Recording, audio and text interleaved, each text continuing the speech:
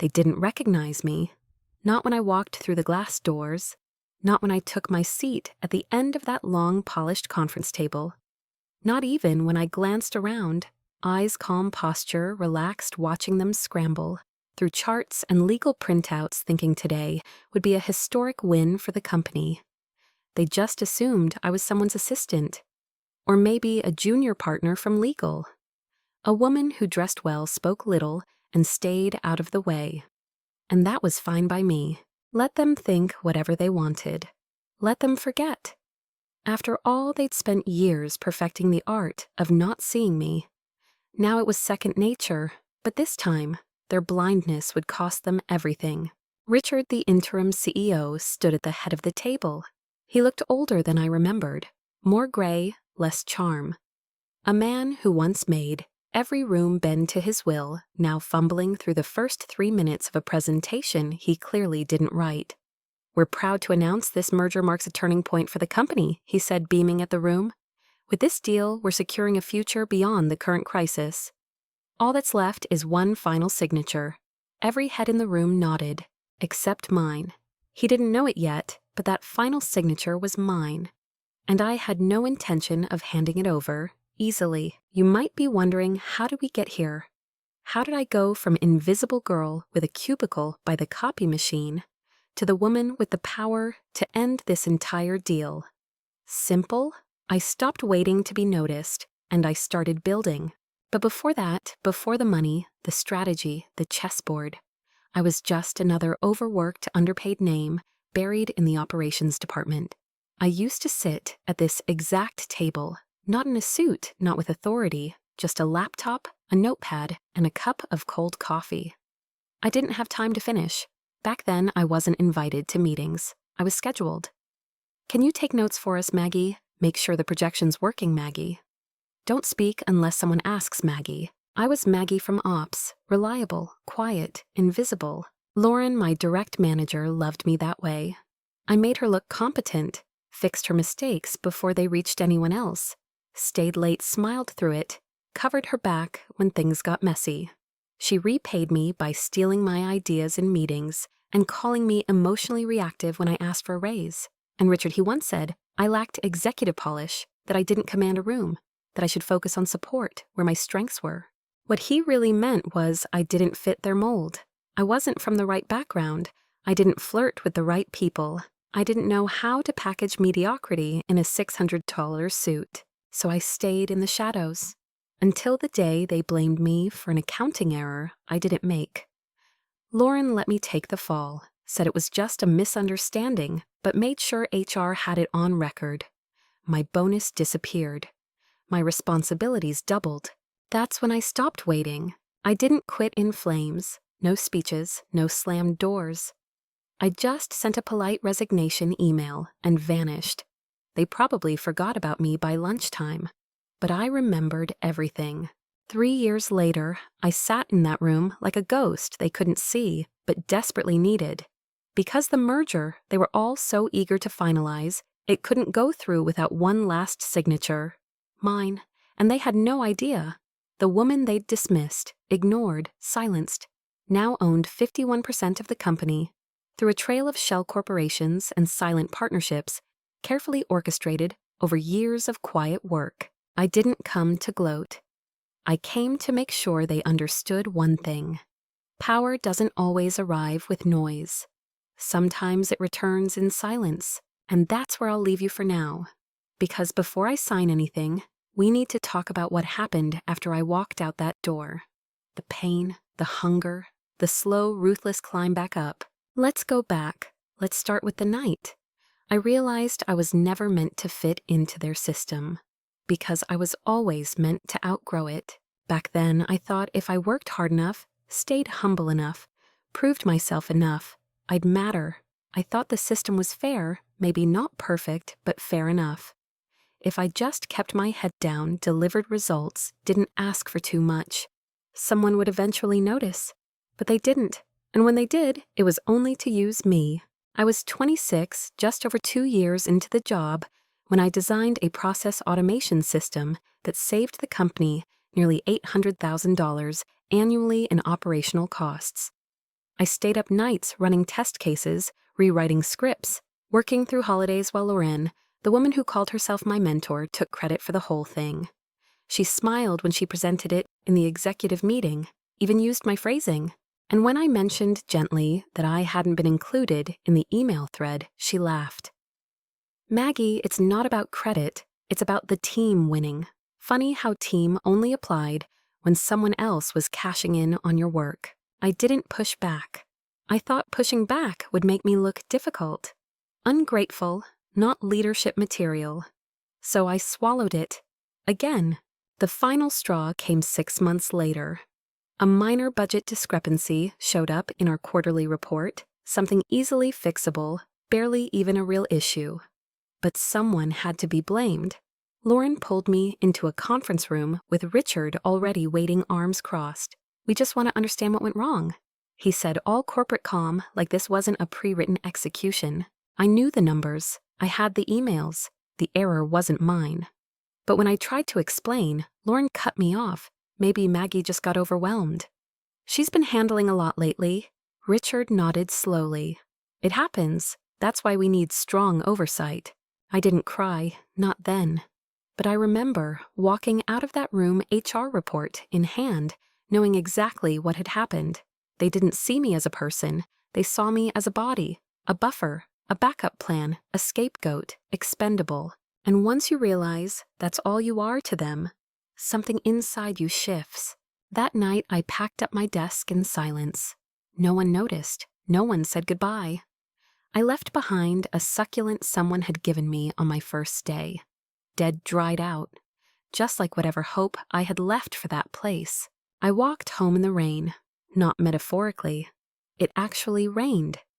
Soaked through my coat, ruined my shoes. The kind of rain that feels personal even if it isn't. And when I got home, I collapsed on the floor of my tiny apartment. No furniture except a desk and an air mattress. A couple of half-read books, a cold box of leftover Chinese takeout. That's when I cried. Not just for what they did, but because I had nothing else left to do. I had no plan, no job, no backup. But I had one thought that kept spinning in my head, louder and louder, until it drowned everything else out. Never again. Never again would I beg someone to see my value. Never again would I fight for a seat at someone else's table. If they didn't want me at the table, I'd build my own. And this time they'd have to knock just to be let in. I started with what I knew. Operations, logistics. The unsexy, often overlooked bones of every business. While everyone else chased glamorous startups with AI and buzzwords, I focused on efficiency. On problems companies didn't even know they had yet. I built a platform modest at first that helped small businesses track workflows and resource allocation in real time. It was boring, practical, brilliant, and completely mine. I worked freelance contracts to stay afloat. Aite ramen, shared Wi-Fi with the nail salon downstairs, took online courses at night, sharpening my business skills like weapons. I didn't post on LinkedIn, didn't network for clout. I worked, quietly, consistently, and slowly things shifted. Clients grew, revenue trickled in, then poured. One day I got a call from a supply chain director at a regional retail chain. He wanted to license my platform company-wide. That deal alone tripled my income overnight. Then came the investors, then came the partnerships, and I stayed invisible on purpose. No press, no panels, no photos. I didn't want applause, I wanted leverage. The kind of leverage you only get when no one sees you coming. 2 years after I walked out of that office, humiliated, I walked into a private equity firm as the sole owner of a company valued at $28 million.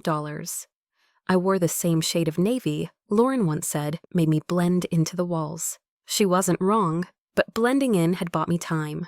Now it was going to buy me power. Because that's when I started buying shares. Not in my name, of course. That would have spoiled the fun. I used a legal trust, multiple holding companies, layers and layers of paperwork, designed to hide the real name behind the money. And slowly, one by one, I began collecting pieces of the company that once called me expendable. They didn't see it coming, because they never saw me at all. They say power is loud, bold, dressed in red. But the most dangerous kind of power is the kind that doesn't need to be seen.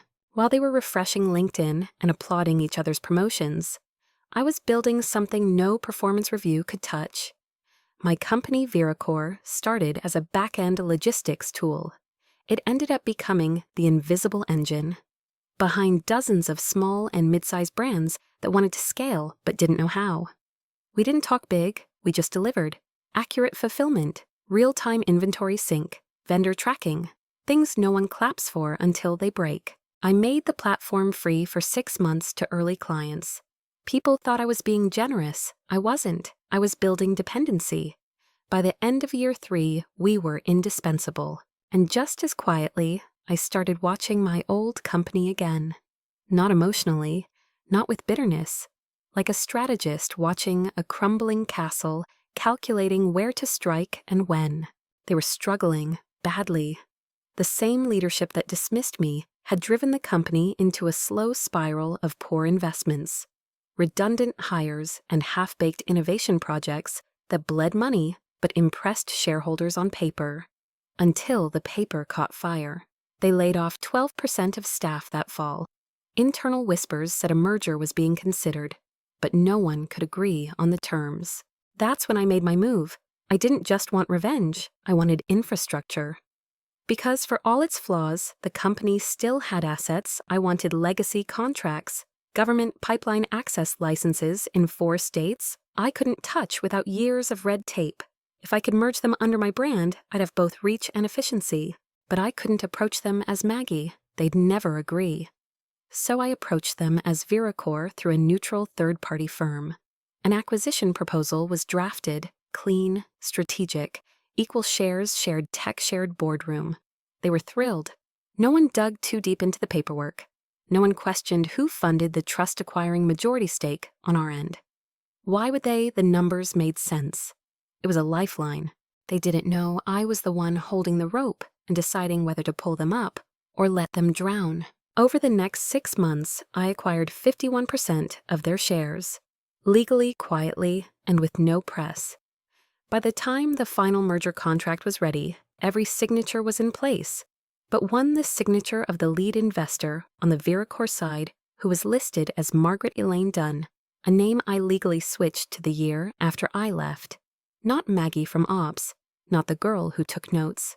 Now I was a ghost in the paperwork, but a ghost with absolute veto power, and they didn't know it yet. Richard, now the interim CEO, after Harold stepped away, due to a quiet legal scandal, scheduled the final board vote. It would be held in person in the same sleek conference room where I once delivered coffee and reprinted Excel sheets at midnight. My team asked if I wanted to skip the meeting and just sign remotely. I said no. I wanted to see it. I wanted to look into their eyes one last time before everything flipped. Not for drama, for closure, for control. For the woman I used to be sitting at that table, thinking if she smiled a little softer, worked a little harder, they might finally call her valuable. She was gone now, but I owed her this. When I walked in, no one batted an eye. Just a woman in a tailored navy dress with a neutral expression and a legal pad. Not worth noting, not worth remembering. Perfect. Richard opened the meeting with a practiced smile. Before we begin, we'd like to thank the Viracor executive team for joining us today. I said nothing. Lauren, sitting to his left again, tilted her head slightly, probably trying to figure out why I looked familiar. She didn't ask. Of course she didn't. Why would she? To her, I had never existed outside her needs. She once said I was a good buffer. I was about to show her what buffers become when they stop absorbing hits. The merger vote passed. Every hand raised. Applause. Relief. Richard looked proud. Lauren looked smug. Then he said it. We just need one more thing, the final sign-off from the lead on the Viracor side. I slid the contract forward. All eyes turned to me. I picked up the pen and paused. Before I sign, I said calm and cool, we need to address a few conditions. Richard blinked. I'm sorry, conditions. I smiled, small professional. You'll find them outlined in the addendum. Starting with Clause 3.2, mandatory leadership restructuring post-merger. Lauren shifted. Clause 3.2.1, her resignation effective immediately. Clause 3.2.2. Full external audit of all decisions made by Harold during his tenure. Clause 3.2.3. All HR records involving employees dismissed without due process will be reopened, including mine. And who exactly, Lauren said, her voice cracking, are you to request all this? I looked her dead in the eye. I'm the one signing the deal. Silence. The thick, suffocating kind, the kind that swallows the air and makes even clocks seem afraid to tick. Richard's smile had vanished. Lauren stared at me, pale blinking too fast. She scanned the contract again, then the signature line, and then my name, Margaret Elaine Dunn. She looked up, really looked, for the first time in her life. Maggie, she whispered. I didn't answer. I didn't need to. Her voice alone, small, disbelieving, full of cracks, was the confirmation I wanted. Richard cleared his throat. There must be some mistake. This clause wasn't in the original. It was my lawyer said smoothly.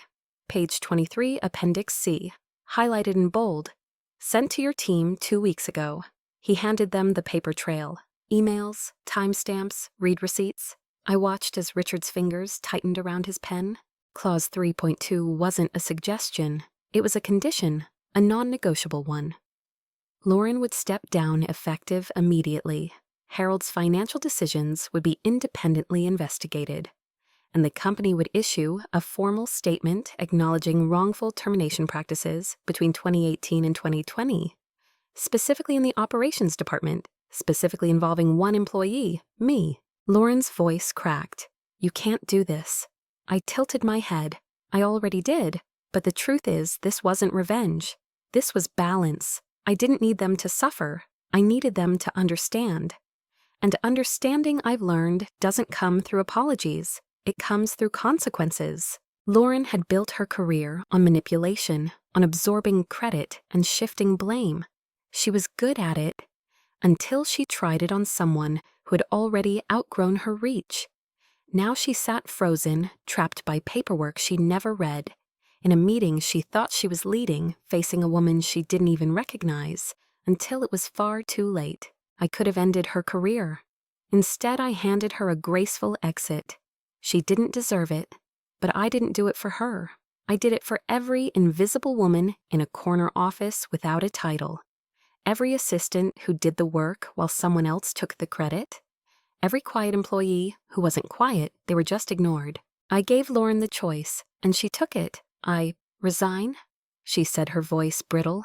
I nodded once. Smart. Richard was a different beast. He wasn't cruel, just careless. The kind of man who mistook kindness for weakness and silence for stupidity. He didn't hate me. He didn't even think about me. That was worse. Now he was sweating through his shirt. The audit? Is that really necessary? He asked. Yes, I replied. If it goes well, you keep your position. If it doesn't, the board decides. Either way, I'm not here to debate. This will ruin reputations, he said quietly. Only the ones built on sand. He stared at me, then exhaled slowly and nodded. Not understanding, but accepting. And that was enough. There was one more clause. The one no one saw coming. Item 4.1, I said, sliding one last envelope across the table. New operational contract, exclusive to Viracor. Richard frowned. But we haven't reviewed. You will, after you sign? It replaces our existing logistics provider. No, it replaces your entire internal system. Lauren gasped. That's insane. We've had the same infrastructure for 10 years. Exactly, I replied. The system I once helped design, the one Lauren stole credit for, was now outdated, clunky, fragile. I had built something better, and I knew every flaw in their current setup, because I built that too. They didn't know it yet, but I'd been preparing this transition for over a year. My platform was already tested, faster, cheaper, more scalable. They could try to say no, but they wouldn't survive the fallout. The contract guaranteed me a 10-year integration deal, full access, full control. I wasn't just walking back into the company, I was becoming the infrastructure itself. Richard didn't speak for a long time. Then slowly he reached for the pen. Before he signed, he looked at me, really looked. You planned this, he said. For years. I met his eyes. Yes. He nodded. One short motion, then he signed. Just like that, done. The deal was sealed. The company was mine. Not just on paper. In every system, every decision, every dependency. They didn't realize they were no longer in charge, not really, because now every move they made went through me, and no one even saw it coming. As the board filed out one by one, silent, stiff, stunned, I remained seated. Lauren didn't look back. Richard lingered for a moment. You didn't have to do it like this. I smiled. Soft, polite, razor sharp. I know. Then I stood, gathered my things, and walked out of the room. They once made me feel small in. I didn't slam the door. I didn't need to. Sometimes power doesn't roar. Sometimes it whispers. And that's enough to make the whole building shake. By the time I reached the elevator, I could still feel the silence bleeding out of that boardroom like smoke after a quiet explosion. No one said a word as I passed. No one dared. Not even the receptionist, the same one who used to greet Lauren with a bright, eager good morning, while barely nodding at me, made eye contact. Just a quick glance down, fingers frozen over her keyboard. I didn't need validation. The silence was louder than any applause. The fallout came fast. Lauren's resignation was announced the next day in a one-paragraph internal memo. Effective immediately, it read, "Pursuing other opportunities." What it didn't say was that she'd already been removed from the building, her badge deactivated, her email rerouted, her name wiped from the executive page within 12 hours. Someone on the inside messaged me, a woman who used to split granola bars with me. In the break room, always grateful when I stayed late to help with back-end spreadsheets. She lost it, she wrote, screamed at HR, said you were just some assistant who got lucky. I didn't respond, because luck had nothing to do with it. The board didn't ask for details. They didn't want them. They just wanted to survive. And I was the only reason they still had a company to protect. Richard, on the other hand, was more complicated. The audit began 2 weeks after the deal was signed. I didn't have to push it. Clause 3.2.2 guaranteed it would move forward with or without me. That was the brilliance of the design. I didn't need to intervene. Just let gravity do its work. And it did. Inflated consultant fees, cozy deals with a friend's firm, duplicate invoices sent to accidental accounts. Nothing criminal, but enough to raise eyebrows, enough to strip credibility. The board voted 5-2 to terminate his contract quietly with partial severance. The same man who once told me I wasn't ready for leadership now had to pack up his desk in a cardboard box with a security escort. A poetic image, really. One I didn't need to witness, because I'd already seen it years ago in my mind, on the night I walked home in the rain and promised myself I'd never beg to be seen again. The news leaked slowly, a cryptic blog post from an ex-employee, a LinkedIn update that vanished after 24 hours. Then an anonymous tip to a business newsletter. Who is the silent force behind the Viracor merger? Some called me the ghost CEO. Others called me ruthless. Most didn't know my name, and I liked it that way. I wasn't looking for interviews or speaking gigs. I didn't need a Forbes cover. I wasn't here to be famous. I was here to be untouchable. Then came the emails, old colleagues, ex-classmates, distant relatives I hadn't heard from in years. All with the same tone, so proud of you, always knew you had it in you. Let's catch up sometime. Even my father, who once told me to find a nice man with stability instead of chasing power, like some movie character sent a message. Saw your name in the paper. Looks like you're doing okay. Let me know if you want to talk. I didn't reply, because I didn't need them, because the little girl who once needed to be told she was enough no longer existed. She had burned quietly, and in her place someone else stood, someone who didn't need to be loved, just respected. 3 weeks after the board meeting, I stopped by the building again. Not to meet anyone, just to see it. The office looked the same sterile art, same beige carpeting, same tension in the air. But it wasn't theirs anymore. It was mine. The new COO, someone I'd personally vetted, walked past me in the hallway. He smiled warm, but not over-eager. "Miss Dunn," he said, "it's a privilege to work under you." I nodded. Polite. He didn't ask for a selfie, didn't fawn, just offered competence. That was all I ever wanted. Before I left, I took a detour. down to the third floor, to the break room, to the seat I used to take facing the vending machine beside the microwave that never worked quite right. I sat for a moment, just one.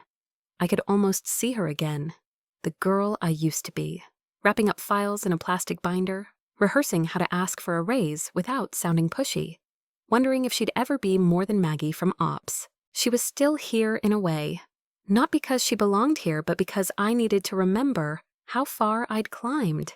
Not for vengeance, not even for pride, but to know that I never have to sit in that chair again. And neither does anyone like me. I didn't take over the company to punish them. Not really. I did it to make sure they couldn't rebuild the same machine that once tried to grind me down and spit me out. Because the truth is, you can fire a bad boss. You can expose a corrupt executive. But if the system stays the same, it just creates another one. So I didn't just change the names on the doors, I rewrote the entire blueprint. The first thing I did was dismantle the old performance structure. You know, the one where promotions were based on proximity to power, not actual performance. Where people who spoke up were labeled difficult, and those who stayed silent were labeled dependable until they burned out or broke down. We scrapped the quarterly review templates, replaced them with anonymous peer scoring and full 360-degree evaluations ones that actually carried weight. People panicked at first, and then something changed. The quiet ones started rising. The ones who used to be overlooked in meetings were finally being heard because their teams vouched for them. Not because of their titles, not because of their shoes, but because of their impact. I rebuilt HR from the ground up. The old team gone. Not out of anger, just irrelevance. They weren't trained to protect people. They were trained to protect the company from people. So I brought in specialists from outside the industry, people who understood systems thinking, trauma-informed management, real conflict resolution. I wasn't trying to be the cool CEO. I just wanted to make sure no one ever had to cry in a bathroom stall wondering if their dignity was too expensive to keep. And slowly the culture shifted. Not because I held a town hall, but because fear began to fade. And in its place, something rarer began to grow: trust, real trust. But not everyone wanted change. Some tested me. Middle managers who thought they could outlast the storm. Old guard executives who thought I was just a temporary face. One even told me in a one-on-one, "I've seen women like you come and go. You burn hot, then fade." I looked him in the eye and said, "I don't burn, I rewire."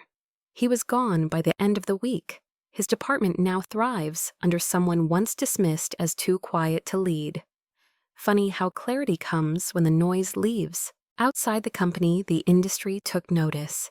Not because we were louder, but because we became unavoidable. Our systems ran faster. Client retention tripled.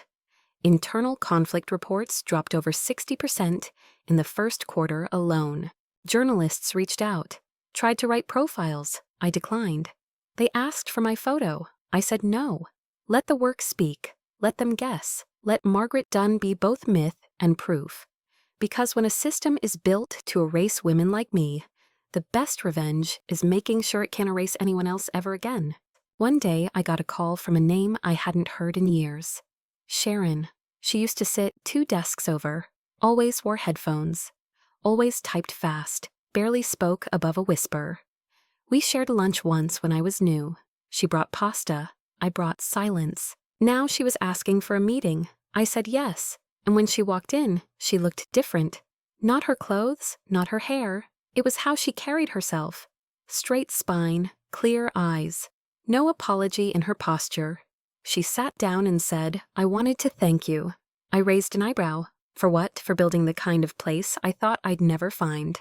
I didn't say anything, just nodded, because that was the legacy. Not my name on a wall, not my face in a magazine, but a woman like her, once invisible, now shining in her own right. I didn't keep Lauren's office, didn't want it. I turned it into a shared space. Anyone could use it for strategy sessions, client pitches, or just a quiet place to work. I never needed a corner office to prove I belonged. I'd already proven I could run the entire floor, and now others would too. As the months passed, something unexpected happened. I stopped needing to check if people were watching, stopped needing to enter a room ready to prove something. I'd already done it, but more importantly, I'd outgrown the need. This wasn't about being recognized anymore. It was about building something worth being forgotten inside of. Because if no one remembers me, but they remember how this place made them feel, that's enough, that's power, that's peace. The funny thing is, once you win, people forget how loudly they doubted you. They rewrite history, pretend they always believed. They forget the raised eyebrows, the "are you sure this is a good idea?" the subtle digs dressed up as concern. And the worst part, you almost start to forget too. Almost. Until they come crawling back, smiling like they never turned their backs. My mother sent a card, cream envelope, gold lettering, elegant, polite, cold, so proud of the woman you've become. Your father and I would love to see you soon. This from the same woman who once told me, some girls just aren't meant to lead. And that's okay, it's safer to follow. She meant it kindly. That was always her excuse. But her kindness came with a leash, one that tightened every time I tried to dream beyond the life she'd mapped out for me. I didn't reply, because I didn't need to. My silence was louder than any speech, and unlike her card, it didn't come with conditions. Then came the call. Blocked number. But I picked up anyway. "Hey," a voice said. "It's been a while. Richard." The man who used to cut me off mid-sentence. The man who signed my audit clause with a trembling hand. "I heard you're expanding into the international market. I might have a few connections you'd find useful." I let the silence stretch, then said you had your chance to connect with me 3 years ago, in a room you wouldn't let me speak in. He laughed, awkward, unsure. "Come on, that was business." "No," I said, "that was cowardice." I hung up, not out of anger, just because there was nothing left to say. I don't argue with ghosts, especially the ones I've already buried. The last one was Lauren. Of course it was. She reached out through a mutual contact. Asked to meet, just coffee, closure. Closure. That word always makes me laugh. People who say they want closure usually mean they want a second chance to explain themselves. I agreed, not for her, for me. We met at a quiet rooftop cafe, neutral ground. She wore sunglasses, expensive ones like armor. Still dressed like an executive, though her LinkedIn said consultant now. Code for no job. "Maggie," she began, smiling too wide. "You look, well," I didn't return the compliment. She hesitated. "Look, I know things got messy, but I always respected you. I hope you know that." I took a sip of coffee, then set it down. "No, Lauren. You didn't respect me. You used me. You called me reliable because I never pushed back. You took credit for work I built from scratch. And when I needed support, you handed me to HR like I was a problem to be cleaned up." She looked away. "It wasn't personal," she said softly. And there it was, the phrase cowards use to wash their hands clean. I leaned forward. It was personal to me. When I walked home crying. When I ate dollar store noodles for dinner while building the company you tried to destroy before it even existed. When I signed that deal, forcing you to resign without ever raising my voice. She didn't respond. There was nothing left to defend. "Closure," I said, "isn't about forgiving you. It's about knowing I don't need your apology to move forward." I stood. "I don't need your respect, Lauren, because I respect myself now. And that's more than you ever gave me." Then I walked away, lighter, clearer, free. That night I sat on my balcony, high-rise, corner unit, quiet. The kind of place that once felt like a dream when I was living in a basement studio. Thin walls, colder floors. I poured a glass of wine, opened my laptop, and reread the email that started it all. "Maggie, you're doing great, but we just don't see leadership potential in you at this time."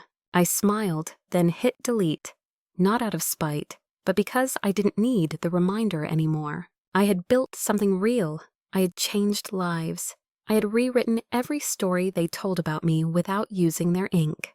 People think revenge means destruction, that it's fire screaming doors slammed shut behind you. But real revenge, it's being better, not louder. It's sitting in the silence while the world slowly realizes you were never the one who needed fixing. It's waking up in a life they swore you could never have, and not needing them to see it to believe it's real. I didn't win because I screamed. I won because I stopped needing to, because I stopped asking for a seat at their table and built a damn empire around it. They didn't recognize me at the board meeting, but they knew they needed me, and that was enough.